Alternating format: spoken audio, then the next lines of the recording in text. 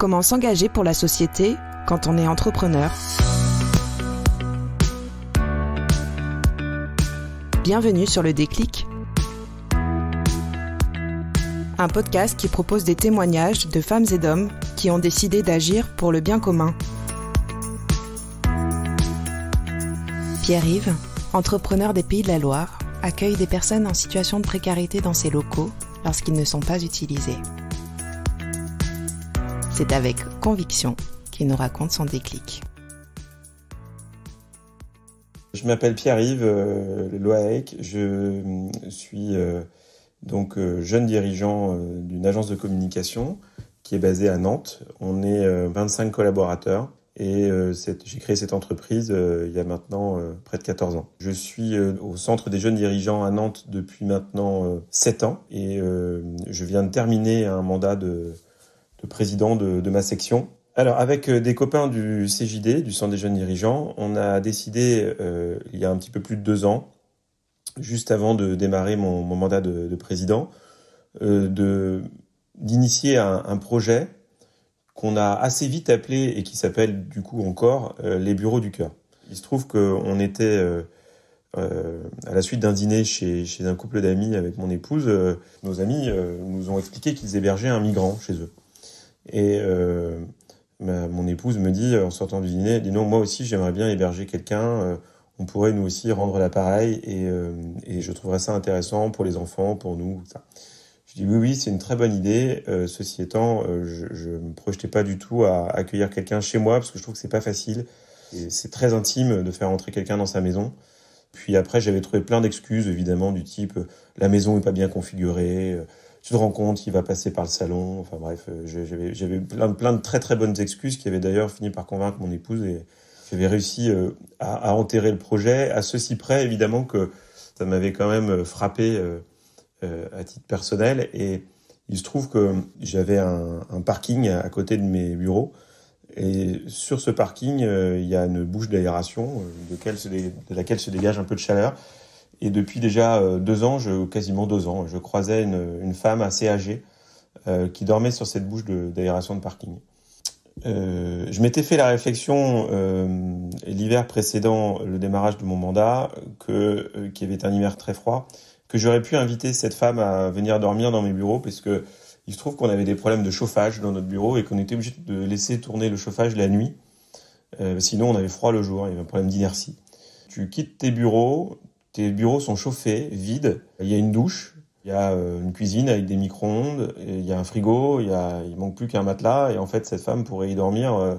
Elle y serait beaucoup mieux que si elle était sur sa bouche d'aération de parking.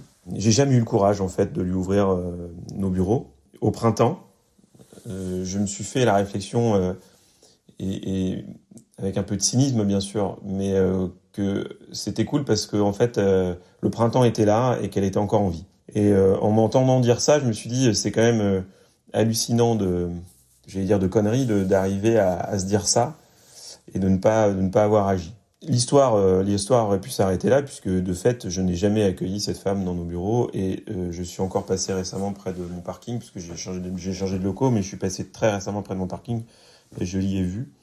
Et vous voyez, on est au printemps et on est même en été, c'est chouette parce qu'elle est encore en vie. Allez, je suis encore cynique. Fondamentalement, ça m'a quand même un peu révolté. J'en ai parlé avec mes copains JD et je leur ai dit en fait, je crois qu'on pourrait faire quelque chose et qu'on pourrait héberger des gens dans nos bureaux sur des moments où on les utilise pas. On pourrait tout à fait faire bénéficier ces installations à des personnes qui sont dans la grande précarité en termes de logement. Les copains du Centre des jeunes dirigeants ont plutôt bien accueilli l'idée et au démarrage du mandat, on a donc proposé cette idée à la section, parmi d'autres, mais notamment on a proposé cette idée et une petite dizaine de doigts se sont levés pour constituer un groupe de travail, puisque évidemment on se posait énormément de questions autour de ce projet. Comment on assure nos locaux? S'il y a des dégradations, comment ça se passe? Comment on explique à nos collaborateurs notre démarche? Comment on fait en sorte qu'ils y adhèrent? Comment ils y participent? Comment on trouve les bonnes personnes pour venir chez nous? Parce que évidemment, on avait tous en tête, des personnes qui vivent dans la rue et évidemment les clichés allaient bon train. les personnes avec des problèmes d'alcoolisme, des personnes qui ont des animaux, des personnes qui ont des problèmes d'hygiène.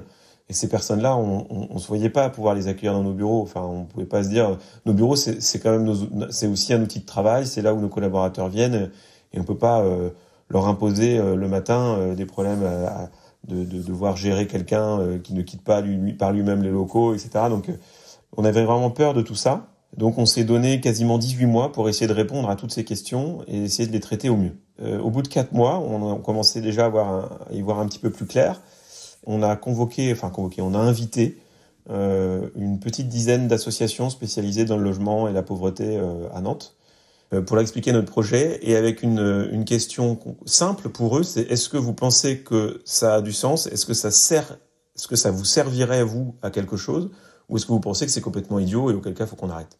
Parce qu'on n'avait pas non plus la certitude qu'il y avait vraiment besoin de lits en plus, puisqu'on sait qu'il y a des plans hivernaux et que l'État et les associations travaillent de concert pour créer ces lits-là, etc. Et donc, on n'avait pas ces réponses-là. Et cette première réunion a été avec les associations a été hyper intéressante, parce que unanimement, elles ont reconnu que ça avait du sens, et que en fait, le problème dans la précarité du logement, et pour les personnes qui sont notamment à la rue, c'est pas tant de pouvoir se laver, de pouvoir avoir un soutien pour essayer de se réinsérer, pour reprendre pied, parce que ça, en fait, la journée, ça se gère très bien dans les centres d'accueil. Le vrai problème est la nuit, au moment où il faut justement trouver un lit, et là, il y a pas assez de place, et ça coûte très cher. Ça coûte très cher, on le sait, parce que on a rencontré beaucoup plus tard la sous-préfète de région en charge des affaires sociales et du logement, et qui nous a expliqué que un lit pour une personne en grande précarité, la création d'un lit d'urgence, ça coûte à peu près 10 000 euros à la société. Donc à chaque fois qu'on ouvre un lit dans une entreprise, qu'on crée un bureau du cœur, on évite à la société de dépenser 10 000 euros. Donc voilà, donc au bout de 4 mois, on a validé que ce projet avait du sens, et ça nous a permis de continuer. Et ça nous a permis aussi de comprendre que, évidemment, on n'allait pas pouvoir, et on n'en avait pas envie, gérer la question, pardonnez-moi du terme, du casting. On se voyait pas aller faire des maraudes avec les copains à minuit pour aller reprendre des gens dans la rue et leur proposer de dormir chez nous. Enfin, d'abord, on n'en a pas le temps, sans doute pas l'énergie. On n'a pas vocation à accueillir des gens qui ont des problèmes d'addiction, d'alcoolisme, d'hygiène, et des problèmes psychiatriques. Et donc, on a très vite compris qu'il fallait qu'on travaille avec des associations dont c'était le métier, qui, elles, font cet accompagnement, et qui, elles, sont capables de nous flécher des personnes qui sont compatibles, pardonnez-moi l'expression, mais c'est quand même le bon mot, avec le type d'accueil que l'on propose, qui est un accueil simple, mais individuel. Et ça, c'est génial, parce que pour des gens qui dorment en foyer et en collectif tous les jours, ça permet quand même de se sortir parfois de fréquentations qui peuvent tirer la personne vers le bas, et aussi donc d'offrir un sas vers la réinsertion. Ça concerne évidemment une minorité de personnes qui sont gérées par les associations d'aide au relogement, mais cette minorité de personnes, ça constitue quand même entre 20 et 30% des personnes qu'ils gèrent au quotidien. Donc 20 à 30% de ces personnes-là peuvent être accueillies chez nous, ce qui libère quand même accessoirement beaucoup de lits collectifs dans les foyers, etc., pour des personnes qui seraient en plus grande difficulté. Alors, pendant ce parcours de 18, quasiment 24 mois, 18 mois, où on a inventé les bureaux du cœur. Donc on a travaillé avec des assureurs, on a travaillé avec des avocats, on a travaillé pour essayer de comprendre quelles étaient nos responsabilités, comment on pouvait les assumer, comment on pouvait y faire face, et aussi limiter les risques inhérents à l'accueil d'une personne qu'on ne connaît pas dans nos locaux. Au final, évidemment, on s'est rendu compte qu'on s'inquiétait énormément, j'allais pas dire pour rien, mais presque. Et donc notre partenaire qui à Nantes s'appelle Saint-Benoît-Labre, qui est une association qui s'occupe de l'aide au logement, entre autres, mais aussi de réinsertion. Pour info, Saint-Benoît-Labre à Nantes, donc Nantes, c'est une ville de 800 000 personnes avec l'agglo, hein. Il y a 200 salariés chez Saint-Benoît-Labre qui s'occupent de personnes qui ont des problèmes de logement. 200 salariés. Enfin, c'est une belle PME, quasiment une ETI, de l'aide au logement. Quand on est dirigeant d'entreprise, qu'on a découvert l'ampleur du problème et des moyens qui étaient déjà mis en œuvre, on a pris conscience de l'ampleur de ce problème-là, et on a découvert qu'effectivement c'était C'était vraiment beaucoup plus gros que ce qu'on imaginait. Donc Saint-Benoît-Labre, très vite, nous a dit, en fait, ce qu'on va faire, c'est que vous allez venir rencontrer des personnes qui demain pourraient être celles qui viendront dormir chez vous. Vous vous posez des questions, vous créez des inquiétudes qui sont peut-être pas justifiées. Et donc un midi, on est allé manger chez Saint-Benoît-Labre dans un des foyers d'accueil. Et l'après-midi, on a fait passer quelques simulations d'entretien d'embauche pour des personnes qui étaient sur la voie de la réinsertion. Et là, évidemment, on a à la fois compris que ces personnes avaient des parcours incroyables de vie, mais qu'en fait aussi, c'était des personnes, effectivement, qu'on aurait pu tout à fait accueillir chez nous, en tout cas sans difficulté. Ça a vraiment dédramatisé les choses. C'est que la rencontre humaine, finalement, a fini de nous rassurer. Là où on se posait plein de questions, je pense que le plus simple et le plus pragmatique, c'était encore d'aller discuter avec eux et de les rencontrer. Et c'est ce qu'on a fait. Effectivement, ça a permis de débloquer les derniers freins qu'on pouvait avoir et les dernières questions qu'on pouvait se poser.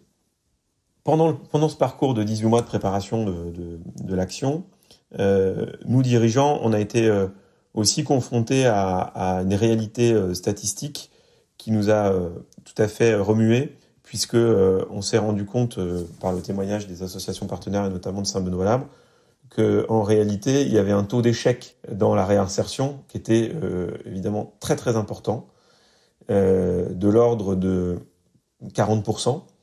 Et pour des dirigeants qui sont très attachés à la question de la performance et de la réussite, pour nous, c'était hyper remuant, hyper dur à entendre, et donc, mais aussi très motivant quelque part, parce qu'on avait aussi envie de participer à cette réussite. Donc on s'est rendu compte qu'il y avait un vrai défi, et la collaboration avec cet acteur de l'économie sociale et solidaire nous a vraiment fait avancer dans nos certitudes et dans nos croyances. Au bout de 18 mois, on était prêts. On avait 12 jeunes dirigeants de notre groupe du CJD de Nantes qui étaient prêts à accueillir des personnes chez eux. Donc là, on est en octobre-novembre 2019, donc il y a un peu plus de 6 mois. Ces jeunes dirigeants sont motivés pour accueillir les gens. Ils ont préparé leur entreprise. Ils ont reçu Saint-Benoît-Labre qui est venu visiter leurs locaux, qui a vérifier qu'ils pouvaient accueillir, et donc Saint-Benoît-Labre se met en quête de trouver des gens parmi les personnes qu'ils suivent qui pourraient être accueillis dans nos locaux. Et la première expérience, ça se fait dans l'urgence, comme souvent. C'est une femme qui travaille, qui a un travail modeste de cuisinière dans une cuisine collective, et qui subit des violences conjugales. Elle a fui son logement, elle a un peu de moyens pour se reloger rapidement. Elle peut pas aller à l'hôtel, pendant des nuits et des nuits, c'est pas dans ses moyens. Et donc très vite Saint-Benoît-Labre la flèche, parce que évidemment c'est une personne pour qui le logement collectif poserait des difficultés en termes d'intimité, en termes de rupture totale avec ce qu'elle connaît, qui était quand même malgré tout un foyer certes empreint d'insécurité, mais qui était quand même un foyer et une maison. Et donc Saint-Benoît-Labre se dit là typiquement les bureaux du cœur, ça a du sens. On aura quelqu'un qui sera seul dans les bureaux, qui pourra retrouver de l'intimité, qui pourra retrouver de la sécurité. Et donc elle a été hébergée chez un de nos copains du CJD pendant près de 6 semaines. Ça a beaucoup marqué Claude, qui est la personne qui l'a accueilli. Et Claude, il a été, lui et sa famille d'ailleurs, tous les deux, ils ont été très marqués par cette histoire, positivement bien sûr, parce que c'est l'histoire d'une rencontre, d'une vie, de venir en aide à quelqu'un qu'on ne connaît pas. C'est l'histoire d'un soutien qui va au-delà, bien entendu, du simple logement, mais bien sûr d'une vraie rencontre humaine. Je sais que ils se sont revus, la personne est venue dans la famille de Claude, et que un lien s'est tissé entre cette famille et cette personne. Et ça c'est assez évidemment indescriptible. Et vous voyez vous commencez à comprendre un peu l'histoire de ce que c'est que les bureaux du cœur. Au fond du fond, les bureaux du cœur, certes c'est un lit, c'est 10 000 € économisés pour la société, ok, c'est super. Mais au fond du fond, ce qui marque les gens qui pratiquent cette histoire, c'est la rencontre humaine. Alors là, je vais paraître un peu idéaliste, etc., sur la question de la rencontre humaine, mais il faut le vivre pour se rendre compte de ce que c'est.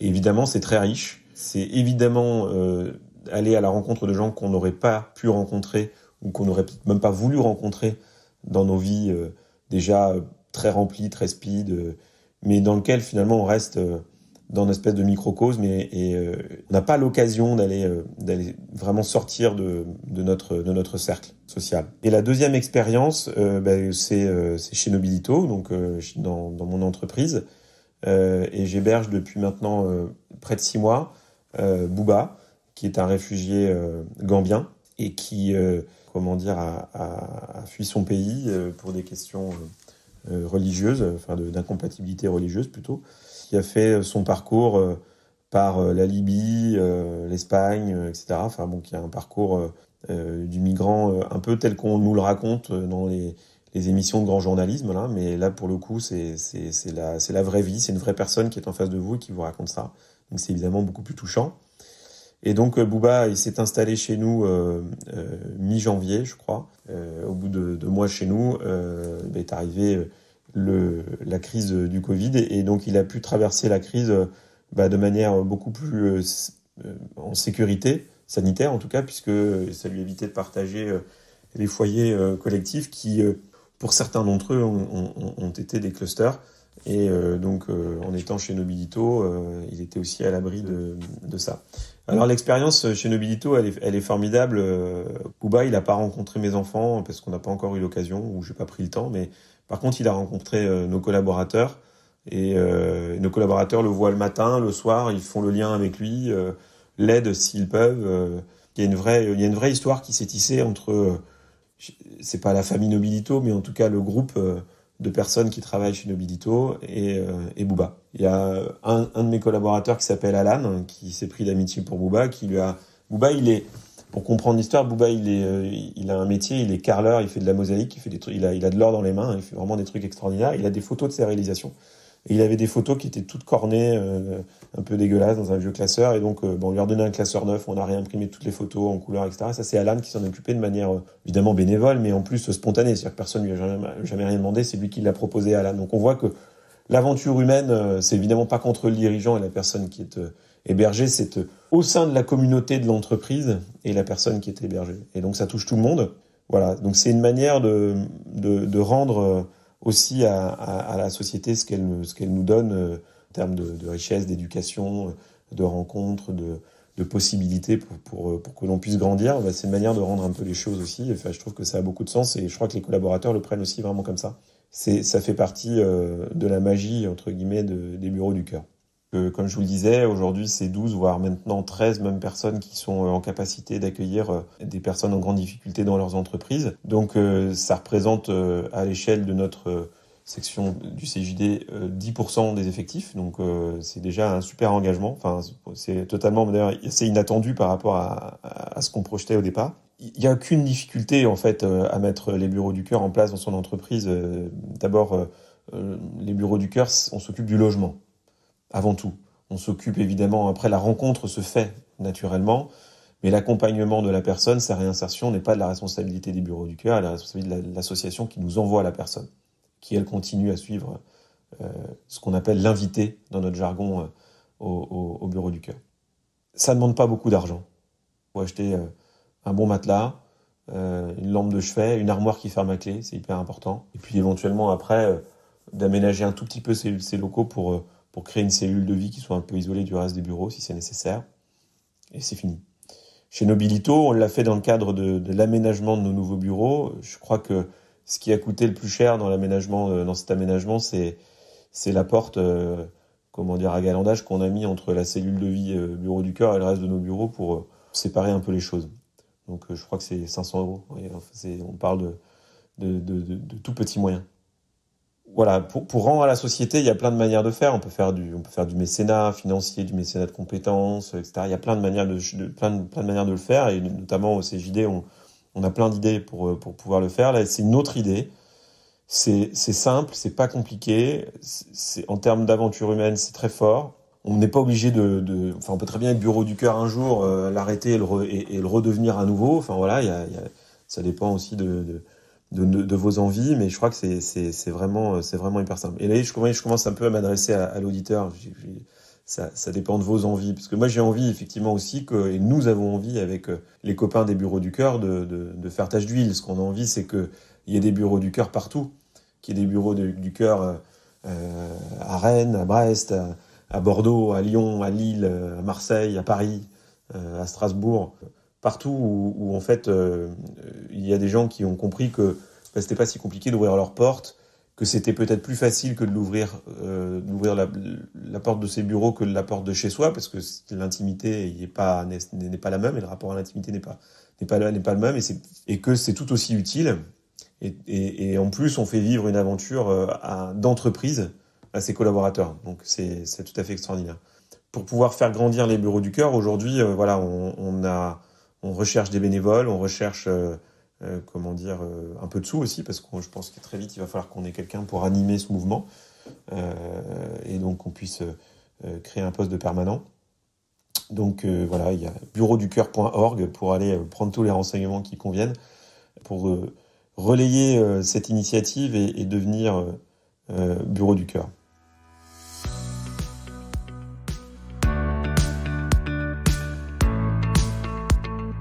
À bientôt sur Le Déclic, le podcast dédié aux actions solidaires d'entrepreneurs.